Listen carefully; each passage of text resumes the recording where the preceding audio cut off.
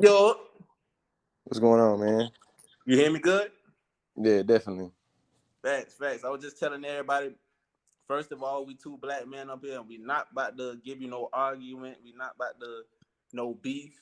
We already had our talk off, and now we having our talk here. Yeah, we definitely had a long hour conversation on the phone. I feel like we was able to definitely come to some understandings. I feel like we definitely got some disagreements. Yeah. But even though we have disagreements, we still was able to have an hour long civil conversation talking about history and spirituality, and specifically about homosexuality and about femininity. You know what I'm saying? Uh, yeah, have you already told them some of the things we talked about specifically, or? I think what was I just getting into? I was just getting into I think I went back over the Willie Lynch thing. Talking Yeah, about how it said, yeah, about the man because they could not sleep at night. Now, when we first came in, they was getting killed, knocked off. They don't want to tell you about that part of history. They were killing them. Now, why were they killing them? These are these masculine warriors. It wasn't the women that's killing them. It was the men. So what do? I implement a system. I'm going to rape them and I'm going to away respect from the women. They're going to feel low and all of that. So if I'm sitting here looking and I'm like, okay, this is my masculine leader. This is my father. And for him being masculine, he got raped in his ass. Do you think I'm gonna act like I'm masculine? see, Do you think I'm gonna try to fight back? I feel like this is the part we was talking about though. I feel like we already acknowledged that historically speaking, homosexuality or same sex type of, you feel me, actions are already present in Africa before European engagements. You know what I'm saying? So we already know that this experience is already happening. People are already viewing it. People are already seeing it. To me, if we already can acknowledge that, I don't get how we can talk about all this psychological trauma that comes from seeing all of a sudden. You feel me? Because that's what we was getting on the phone. It's like, hey, I get what you're getting at, but to me that don't make sense because it would almost make it seem as if the first time you saw that was when the white man introduced it to you. And because we can acknowledge there was an experience, that's a history that already existed before European engagement, we know that I feel like it doesn't happen that way. You know what I'm saying? Because to me, I feel like that right there is demonizing gay men. That says that if I think or see you getting fucked in the ass, this means I'm gonna act a certain way because now I saw this, and this is like that. That's what I have a disagreement on. So what would be the purpose of buck breaking camps? The purpose of it? Yeah, I think that the purpose of buck breaking camps was to be able to instill fear based off of paranoia of perceived threat. What we know is that Western society is based off of patriarchal powers and based off of men believing they have to always already be in domination and always already be in lead. As a result of that, the European settlers, the European colonizers, and European slave masters projected this male domination psyche onto other enslaved Africans based off of literal fear and paranoia. Literally, when I'm talking about Queen Azinga and Queen Yahweh, I mean, you know what I'm saying? Like people like that, you feel me? Like this is me getting into how European Western society couldn't fathom a civilization being led by women. And I'm acknowledging how, historically speaking, there were civilizations that were led by women.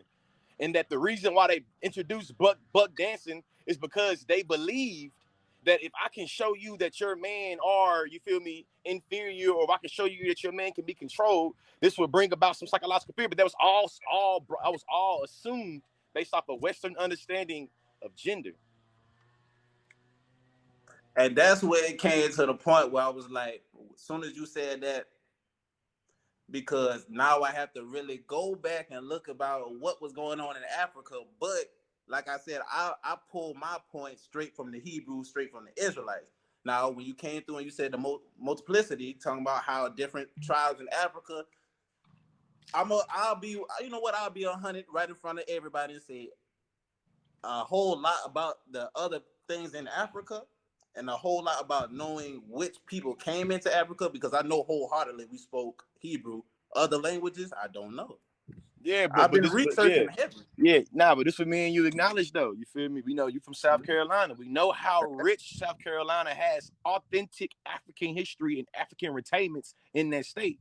You feel me? What we know is that in the 80s and the 90s, Alex Haley released that film that was based off of little empirical research where he went and traced back the lineage of Kunta Kinte. Now we know that he was able to do this research based off of words his grandmother was using that made his way from the plantation all the way to Alex Haley. What we know is that language that he traced back to, you feel me, Kunta Kinte's legacy, it wasn't Hebrew. So what I'm talking about in terms of the multiplicity of black people is seeing that white supremacy wants to make it where all black people are seen as a monolith. We all have to be Hebrew. We all have to be Aboriginal. We all have to be Christian. We all have to be Moorish. And I'm saying that in order for us to have the unity I think that we can be on, we have to recognize and acknowledge the multiplicity of us all. You feel me? Like the Alex Haley roots show that Kunta Kinte came from a Islamic tribe. You feel me? But he also was enslaved. So to me, being able to show, you know what I'm saying, it's like, hey, there was multiple black people, multiple enslaved Africans that came with different spiritualities and different religions. And like I said on the phone, I think that in order for me to recognize the multiplicity of blackness, the main two big things we have to keep on. All black people don't fuck the same, and all black people don't believe in the same gods. What are we gonna do about that? Yeah. I ain't even gonna lie to you about that one.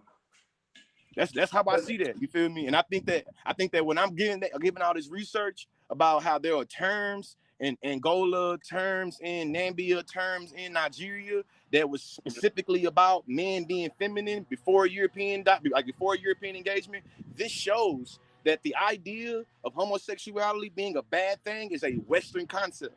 You feel me? Because then you and I also agree that we don't have to debate the merits of Hebrew Israelite, but we do agree that the Hebrew, we do agree that the Igbos in Nigeria are from Hebrew, you know what I'm saying, lineage. We do agree on that. Well, we can acknowledge. Remember what we also agree on, that once they get into that, they are now what we call Gentiles, which are away from it.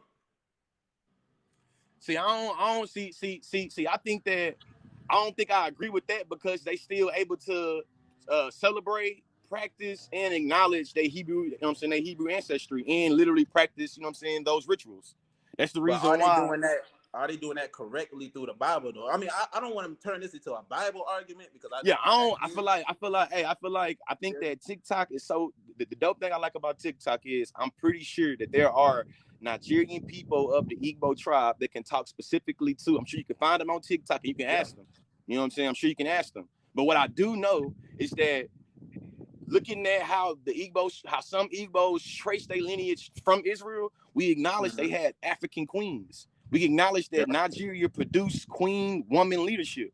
In your video where I'm disagreeing, you specifically say that they made black women the head of the household. To me, when you say that, it assumes as if Africa, the reason why it was flourishing, the reason why it was good, the reason why it was successful is because of male leadership. I disagree with that, because I know that women, you feel me, was leading a lot of civilizations.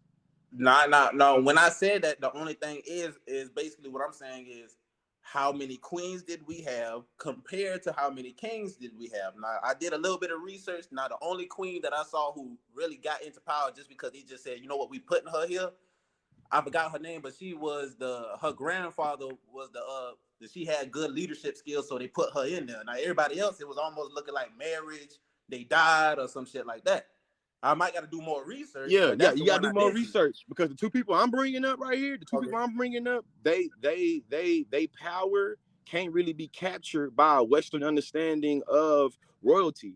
Queen Nzinga and Yaa Asatwa, they like literally they queen warriors. So when you say the Willie Lynch letter says that if you beat a man ass in front of a woman, this gonna make it where they go and they start, you know what I'm saying, performing as being feminine. To me, this glosses over the history of Queen Nzinga and the history of all these African women warriors that not only were seeing men being brutalized on the, you know what I'm saying, being whooped, being killed literally on the battlefield. It negates that they went back to the civilization. It negates they went back to the tribe and village like, oh my God, I seen the European colonizers kill all my people. Now we got to cry and be bitches. It's like, nah. She literally trained up some more people and went and defeated them. You know what I'm saying? Like Queen Nzinga is literally known as a African warrior queen because she led an army. So what this means when you say the Willie Lynch letter is talking about this idea of violence, it's like, nah, that's not true, because these women been seeing a man being brutalized. See what I'm saying? Queen Nzinga, black women was already seeing niggas being eviscerated by European colonizers. So seeing a European colonizer whoop a man ass on a plantation, it don't change nothing. Now, this is so I'm clear for everybody watching this. When I say that the Willie Lynch letter is ahistorical. I'm not saying that the concept that Willie Lynch put together is not true. I'm saying that the documentation of Willie Lynch is not historical. It's not true. Okay, I can agree with that part. I can agree with that part. But the concept's been used out there. So it's a certain way you got to say it. You know what I'm saying? But I definitely do agree with that. I did my research on it. Yep. But the thing I just don't know, bro. Because now what you don't know about specifically? What? Because my whole thing is, I want my black community to be where it needs to be. Now, to be where it needs to be in this type of system, though. In this type of system. Now, you saying what I'm on is, Western way of thinking, right? But if we move it back over here, the feminine, just like the feminine men, the feminine men out there, they are on a Western way of thinking too. They are feminine in a Western way. They are not feminine in the African way. Do you see what I'm saying? No, I don't see what you're saying. Because just like you said, the way that we were operating over there, right? I get what you're trying to say, but I don't think that is the reality. Okay, so what is the reality? I think that the reality says that from a Western idea, that if you have the genitalia or the chromosomes of XY, it automatically means that you have to perform a particular understanding of gender, meaning that you have to be a hyper masculine macho man, rah, rah, rah, rah, rah, rah. I think that is a Western understanding of masculinity and femininity that always correlates and conflates sexuality with gender. What I am saying in terms of African sexuality or African femininity and masculinity is that when I'm talking about Namibia and Angola and Nigeria, I'm giving different instances for how different civilizations had different understandings of the gender construct. I mean, look, I could, but it just, that's where the whole disconnect comes from, because I'm straight on the Bible standpoint. I know how that sounds and everything, but just like what we were talking about, what Western says, masculine has to be this way, right? But the Western also says feminine has to be this way. So when I'm speaking of feminine, I know you're probably speaking of how feminine is seen in Africa. But for the people who are feminine here in America, this is how they act. They act in the Western way. So this type of feminine, I mean, cause it's different. Because just like you said, masculine over there is different. Masculine over here is different. Masculine, I mean, feminine. Right? Say what? So what? Oh, I said, feminine over here is different. Feminine over there is different, right? Yes and no. Because this what we're getting into, right? Is that historically Europeans are able to weaponize their understandings of femininity and masculinity that says that because indigenous societies over in America operate with women being able to go hunt and men sitting on their ass, we think that this is uncivil. So we're going to weaponize our European understandings of masculinity by being able to say that these men are uncivilized. The same way we're able to go to Africa and say that, hey, because these men and women do not conform to the way that us Europeans see gender constructs, we believe they're uncivilized. So when I say yes and no, what I'm acknowledging is that there is a certain people that is trying to universalize their cultural understandings of gender. And I'm acknowledging how, like, literally over here in Turtle Island, I live in Oklahoma, so I acknowledge this. I'm on indigenous land. You feel me? A lot of the indigenous peoples that's in this land, you feel me, they really didn't practice that binary understanding of gender. They didn't practice that said that if you born this way, you have to be this way. If you born that, you know what I'm saying? They ain't do that. You feel me? It's something called two-spirit people. They call it two-spirit people. You can look it up. You feel me? It's literally a whole bunch of different civilizations, from the Cherokee to the Chutta to the, you know what I'm saying? Also going to Africa. And you see that there are different ways that gender was constructed. And we see that there's a particular way that the Europeans is able to leave a residue on gender constructs by saying that if you have a penis, you automatically a man and you're supposed to be attracted to women. If you have a vagina, you automatically a woman and you're supposed to be attracted to women. That is a Western idea. That's it. That's pretty much all I'm saying, bro. It's a Western idea, and that's and literally when we're talking about civilizations getting into it and beefing, that's part of the conflict. The part of the conflict is matriarchy versus patriarchy. But the conflict is, do we trace the lineage through the paternal line or through the maternal line? And that's what we start to get into, is that we literally see that in different Western African tribes, they literally tracing the surname through their mother, through their grandmother. You know what I'm saying? And patriarchy is like, nah, motherfuckers, y'all are uncivil because y'all let the women lead. And that's my beef with you talking about the Willie Lynch letter, because Willie Lynch letter pathologizes black woman leadership and says that if black women can lead, this obviously shows the community is fucked up because look, they let their women lead. We also know that this dude named what's his name? What the white man name was? My man name Wait, was Moynihan. wait. Hold on. I just damn, I almost let that shit go by. Now you just said that the women was leading and you said that is uncivilized, then why would the Willie Lynch letter say put the woman in head of the man? I'm Was telling already you. okay. It's consistent. No. It's consistent. It's consistent. The consistency is saying that if me as a European colonizer can say that I'm bringing you civilization, and I can say what I'm doing is all good because I'm civilizing you. If I can say you're uncivil, that's going to justify my colonizing you, because I'm colonizing you to make you civil. I'm enslaving you to make you civil. So if I can say that there is women leadership in your community, this obviously shows you're uncivil. It's literally what they did to indigenous people, what they did to African people. Literally said that you are uncivil because you can be led by women. So Willie Lynch letter assumes that being led by women is bad. And I'm saying that's a bad way of thinking about it. And it's also unhistorical.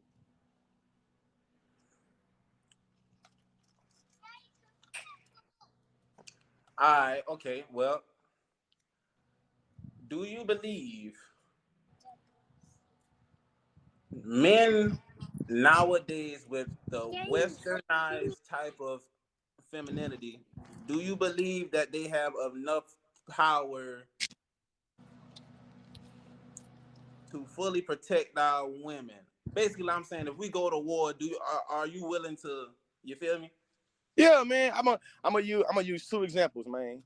I'm gonna use a contemporary example. I'm gonna use a historical example. What I know in terms of living in the world that we live in now, especially gay black men, feminine black men, because the world always tries to tell them they weak. They conditioned to be seen as being exposable, disposable, and easy to dominate. Most of the niggas I know that bang the hardest, that fight the hardest, is gay feminine black men or feminine black men that's not gay, because they've been growing up fighting. You know, all my life I had to fight. Yeah, them the niggas right there. I know for a fact in my community, in communities like mine, when niggas get beside themselves, a woman go get their gay black friend, a gay black man, and they whoop that ass. Historically speaking, we know that Bayer Rustin, you know what I'm saying? We know that James Baldwin. We know that, as a matter of fact, we know that the entire conscious community, whether you Hebrew Israelite, whether you Nation of Islam, love to talk about the Million Man March. The Million Man March wouldn't have been made possible without a gay black man. Bayer Rustin. Bayer Rustin was literally one of the trailblazers when it comes to the liberation of black people, you know what I'm saying, in the 1960s. He's a gay black man. So when you ask me the question, like, what can they do? It's like, shit, right now, niggas fighting right now. And historically speaking, it's like, shit, I can give you more examples outside of James Baldwin and outside of Bayer Rustin of feminine black men that was with the shits. That from how, in my hood, how we define a real nigga, and for all intents and purposes, these gay black men will be considered real niggas.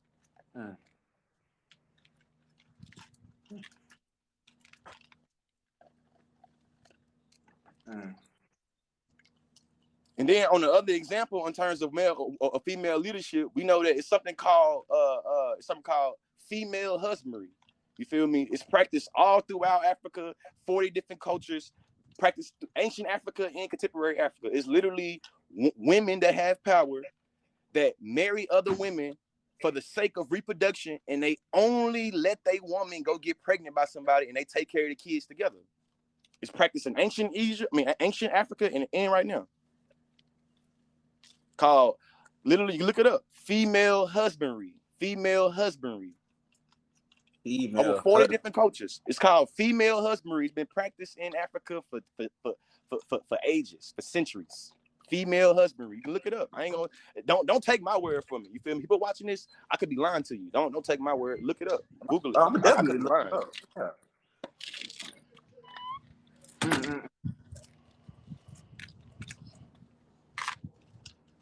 So okay. So basically, I'm gonna put it like this. One of my points for saying, I don't know what that is. Thank you. One of my points for saying that we have too much feminine men is another reason because we have too much strong females. So my whole thing with that is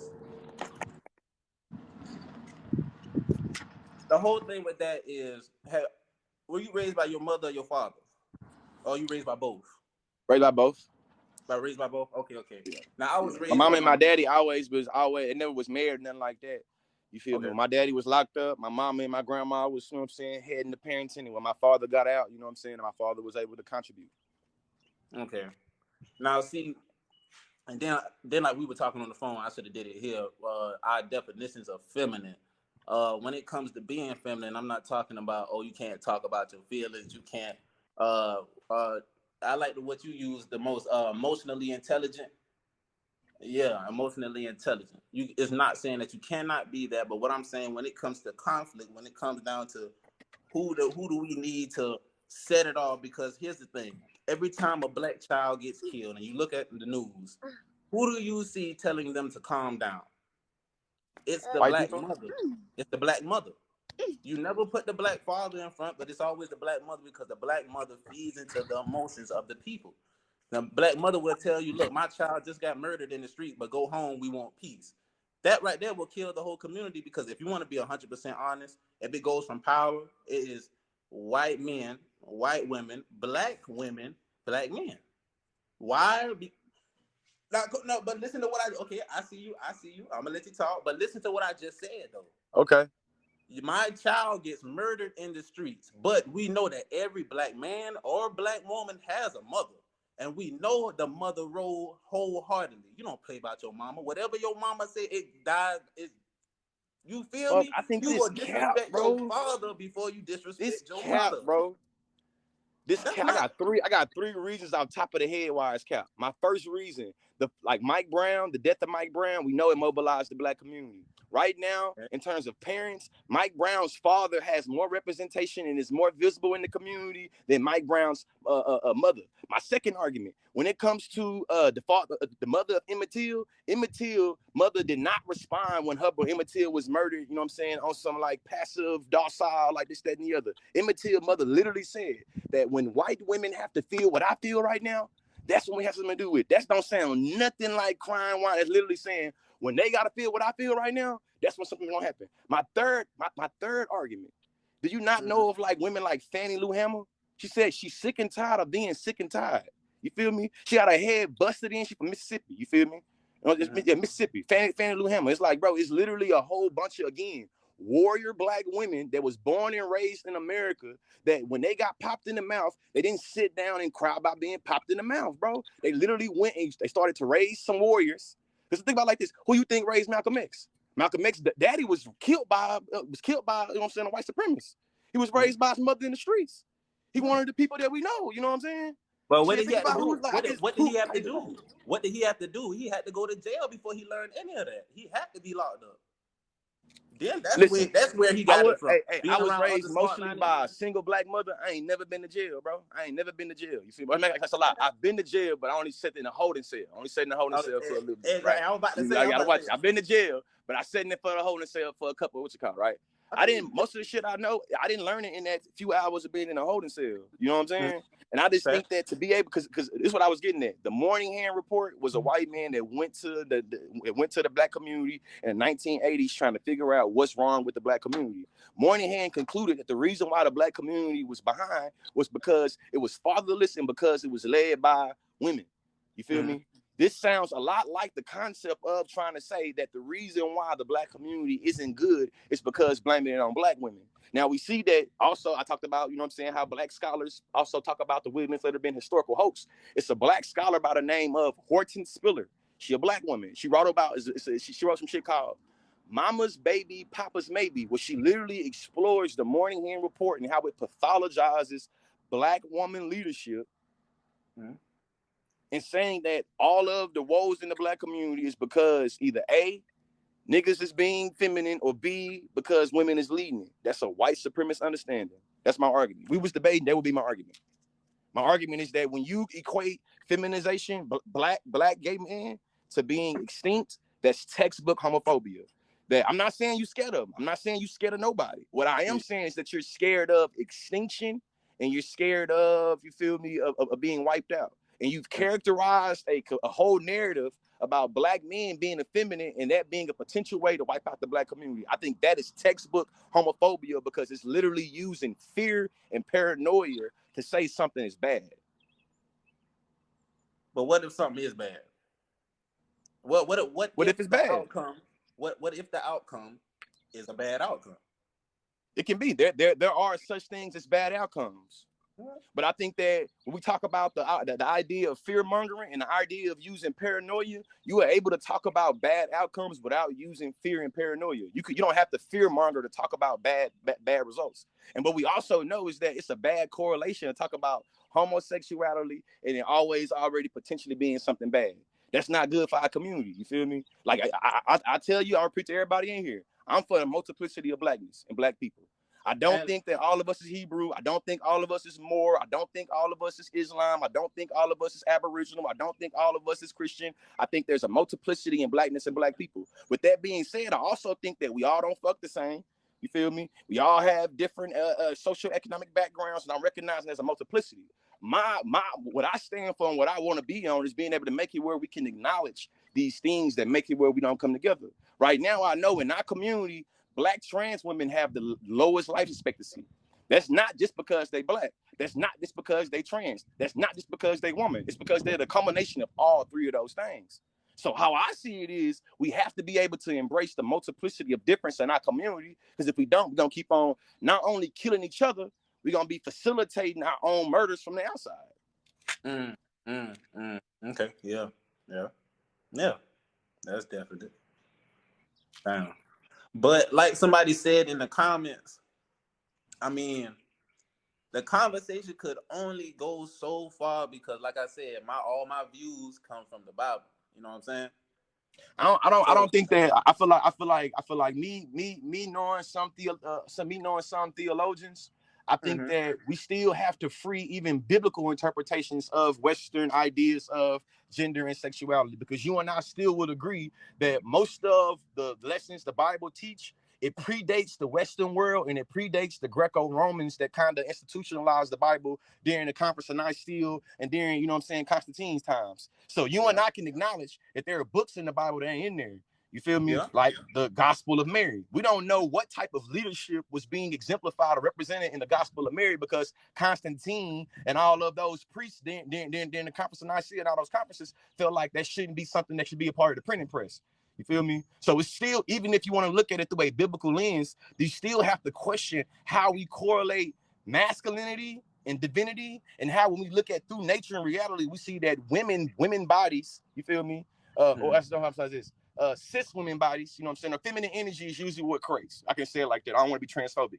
We know that feminine energy creates. Somehow, all of a sudden, when it comes to the Abrahamic religions, the male is the creation, masculinity is the creation, and I think that's. You said, wait, time out.